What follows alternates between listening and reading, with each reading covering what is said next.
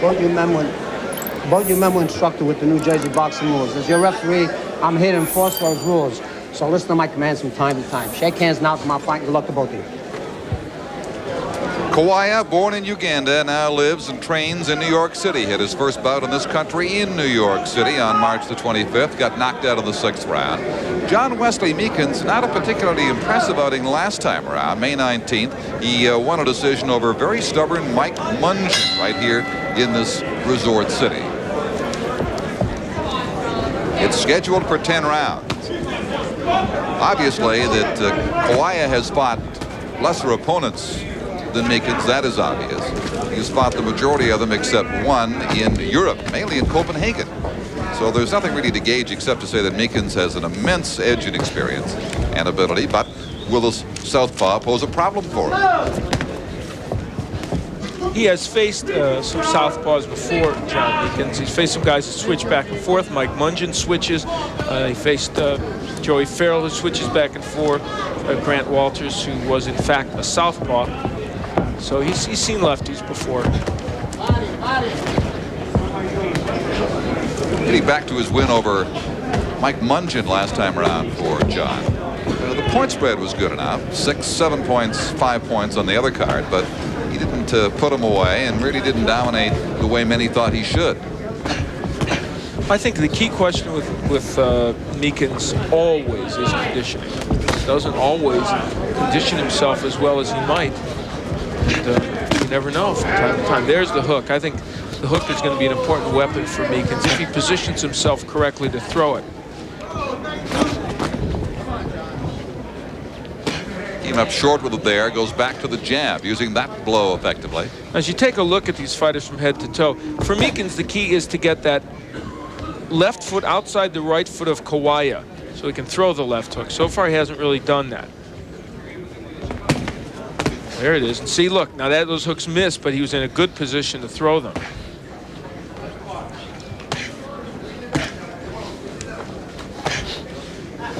Kawoya 11-3, Meekins 18-1 and 2 draws.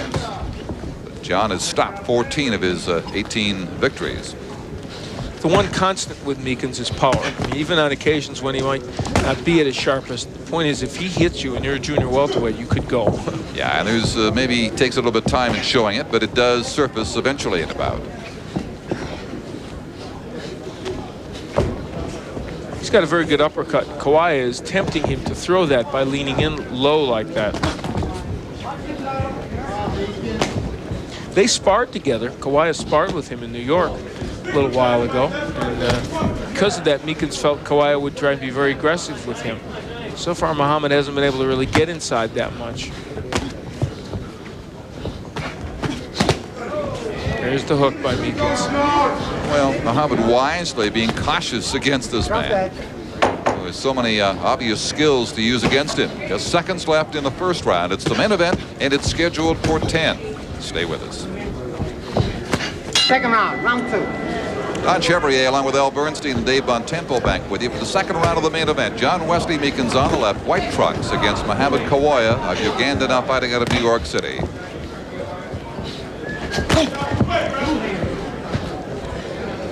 Kawoya has prevented John Meekins from getting a good position to nail him with that double left hook. Meekins spent much of the first round trying to figure this opponent out, even though they had sparred together. Getting somebody in the ring with an aim at beating you, advancing his career is a far different story. People have differing opinions on John Meekins. Some that are enamored with his skills say he's a patient fighter. Others say he's too cautious. There's the double left hook. There it is. That's what Meekins needs to do in this fight. Get off the head. Get off the head. All right, break. Stop fighting.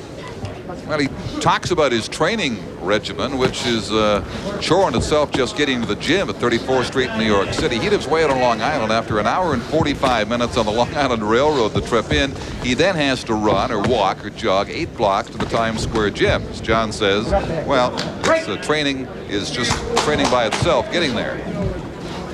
It's tough to make your way to do all that. Getting there is not half the fun.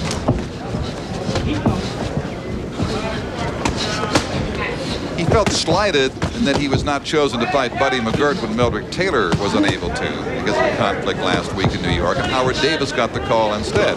They made much of the rivalry at Long Island, but of course Meekins lives there too, and the same rivalry would have been intact. But McGirt, if he did avoid him for now, wouldn't be the first to do that. Many have tried to avoid facing John Wesley Meekins. Well, he's a puncher, you know. Who needs to face a puncher? Harold Brazier did, though. Whoa, there, he heard him. Oh, the left drops into his knees. Up again very quickly.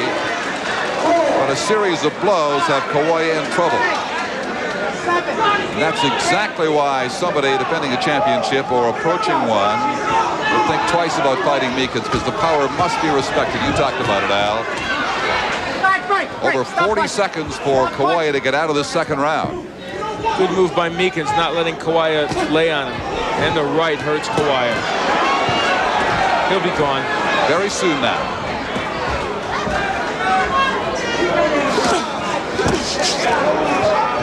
Meekins with uppercuts, lefts and right. Chopping right hands, left hooks, hitting him with everything. But he stays up. Took that right.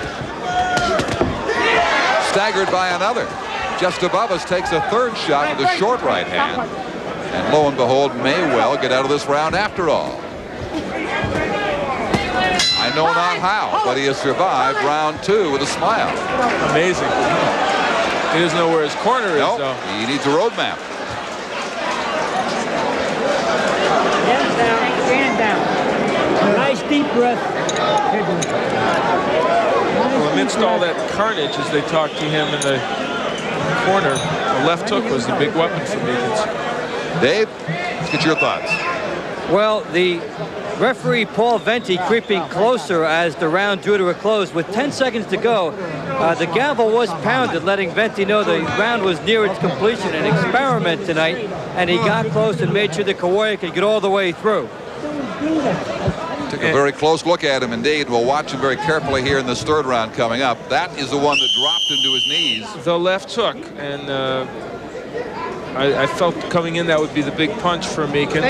And later on in the round, again, it would be the hook that would start him in trouble. And that gavel experiment, we might add, that Dave Bontempo made a strong suggestion both in print and tonight on our Ringside Report relating to that. But Kawoya was too busy listening to Leather to be able to hear the gavel, I'm sure.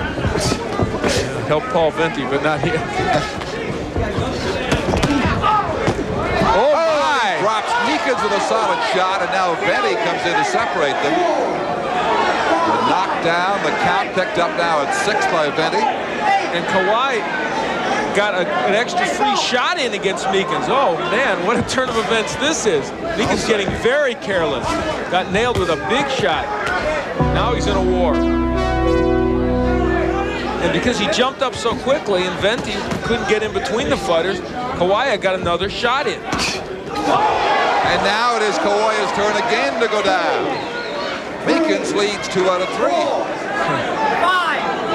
6, 7, 8. How you feel? Venti will let him continue with almost 2 minutes to go in the third round. Meekins wants to make sure he does not want any more of what happened to him a short time ago. He's down! Meekins was down while he was stopping the fight! Oh my goodness! This is incredible. Meekins is down. May not be able to get up if there were a count. I gotta tell you, stop the fight. Kawoya is saying he is the winner. Venti is calling Meekins the winner. Oh my, this is outrageous. And as he stopped it, as you saw, Meekins did go down, and as I say, would not be up in time. Now Kawoya still thinks he has won. I was just going to point out that John Meekins was doing the same thing this time that he did before when he had Kawoya in trouble. He was leaving himself open, and just as I was saying that, Paul Venti went in and stopped the fight, and Meekins got nailed. So this is wild now. This is going to be their next big controversy in New Jersey. I have not seen one like this before. Oh, man. Well, they're outraged in Kawoya's Now Kawoya realizes he has lost.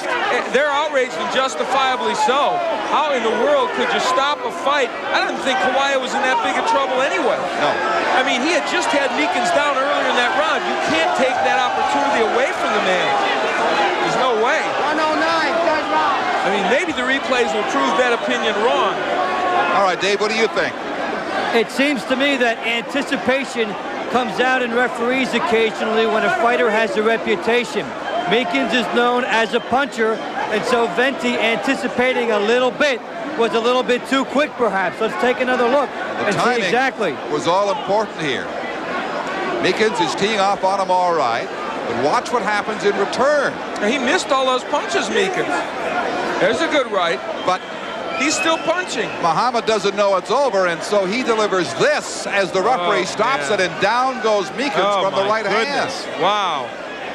And I'll tell you what, John Meekins might not have beat a 10 count. I don't think he would have. He was on all fours. And I have to tell you, I don't think the referee being there caused Meekins to get hit with that punch. See, he was just wailing away with the right. Oh, I'll tell you what, if ever there was a situation where a protest has good possibilities for Kawoya, if in fact, as we think, there was Meekins rolling around the corner. If in fact, as we think, Kawoya will lose this fight, he's got a heck of a case.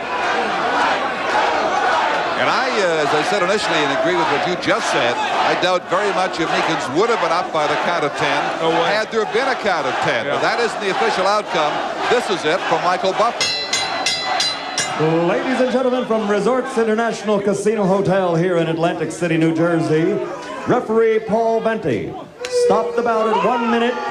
Your attention, please. Stop the bout at 1 minute, 39 seconds of the third round. As he stopped the bout, a punch was thrown over his shoulder. The bout was already over. The winner by TKO from New York City, John Wesley Meekins.